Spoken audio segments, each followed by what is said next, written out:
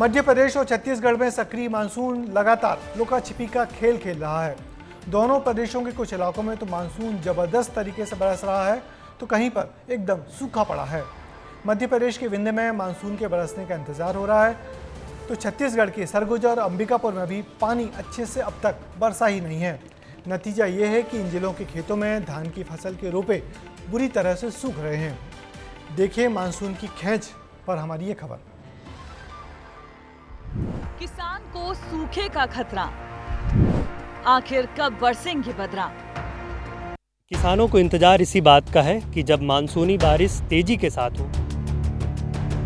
Monsoon नाराज हो गया है और बारिश नहीं हो रही है।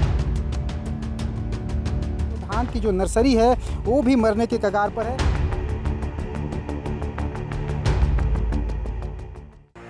छत्तीसगढ़ में अब तक औसत से कम बारिश हुई है। किसान परेशान हैं।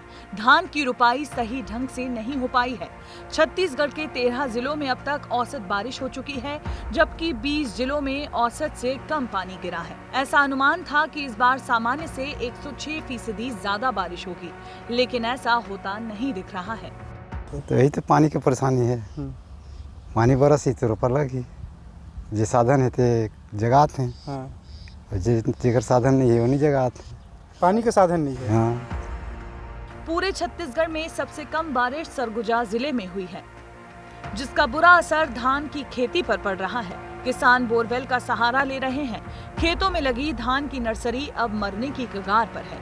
इतना ही नहीं, अब खेतों में दरार तक दिखाई दे रही है। सरगुजा संभाग में मानसून नाराज हो गया है और बारिश नहीं हो रही है। बारिश नहीं होने से किसानों के खेत सूखे हैं और जो धान की नर्सरी है उसको बड़ा नुकसान हो रहा है। धान की खेती को नुकसान हो रहा है। आपको एक तस्वीर दिखाना चाहूँगा कि देखिए किस तरीके से जो धान की नर्सरी लगी हुई है, लेकिन इस पूरे खेत में पूरा जो धरती है, खेत है, जो फट चुकी है, क्योंकि यहाँ पर पानी ही नहीं पड़ रहा है। और आने वाले दिनों में जो ये धान की जो नर्सरी है वो भी मरने के कगार पर है, क्योंकि धान की खेती को सबसे अधिक पानी की ज़रूरत होती है। छत्तीसगढ़ में सबसे ज्यादा बारिश सुकमा में दर्ज की गई है। यहाँ 314.8 mm बारिश हुई है। वहीं बस्तर में 244.4 mm ही बारिश हुई है। सरगुजा जिले में सबसे कम 103.6 mm ही बारिश हो सकी है। सब नुकसान है। बुने वो तो बुन दे ही, लगाए भी दे ही। हाँ। पानी गिरे तो ठीक है। हाँ। नहीं गिरे तो खत्म हो जाए। अब आपको मध्य प्रदेश में बारिश के हालात भी दिखाते हैं। बीते कुछ दिनों से आप बाढ़ बारिश की तस्वीरें देख रहे थे। घर बैठे आप भी सोच रहे होंगे कि आखिर ये बारिश हो कहाँ रही है, क्योंकि भोपाल सहित कई जिले ऐसे हैं जो अच्छी बारिश की राह तक रहे हैं। सोचिए, विंध्य में बादल गरज रहे हैं लेकिन बरस नहीं रहे। किसानों को तेज धूप के बाद बारिश की दरकार है। कुछ जगहों पर बूंदाबांदी तो हुई, लेकिन खेती के लिहाज से ये कम है। किसानों को इंतजार इसी बात का है कि जब मानसूनी बारिश तेजी के साथ हो, ताकि ये जो धान की खेती है और इसके अलावा भी जो खेती ग्रामीण इलाकों में की जा रही है उसकी बेहतर उत्पादन हो सके। किसान केवल बारिश न होने से परेशान नहीं है, बल्कि उन्हें लाइट की कटौती भी परेशान कर रही है। किसानों की माने तो अगर पर्याप्त बारिश नहीं हुई तो धान की फसल पूरी तरह बर्बाद हो जाएगी। धान की बुवाई के लिए पानी की व्यवस्था नहीं है, बिजली की मेन व्यवस्था नहीं। आदमी ट्यूबवेल से लगाता, तो ट्रांसफार्मर नहीं है, ट्रांसफार्मर निकले हुए हैं गांव से। बारिश तो लेट है, बारिश तो ठीक है लेट है, लेकिन बिजली मिले तो हम लोग अपने से व्यवस्था करें पानी वानी की। बारिश में आखिर देरी क्यों हो रही है, इसके पीछे मौसम विभाग ने हवा में प्रेशर होने की वजह बताई। थोड़ा सा नुकसान धान के लिए हो रहा है, खासकर जो लंबी अवधि की धान है और किसान भाइयों ने देर से जो रोपा डाला है उनके लिए समस्या हो सकती है। टेम्परेचर भी पिछले 2-3 दिन से 37 डिग्री के आसपास चल रहा है, जो कि रोपा के लिए खासकर नुकसानदायक है, जो उगने वाली फसलें हैं। खंडवा में बारिश की कमी ने तो किसानों के लिए नई परेशानी खड़ी कर दी है।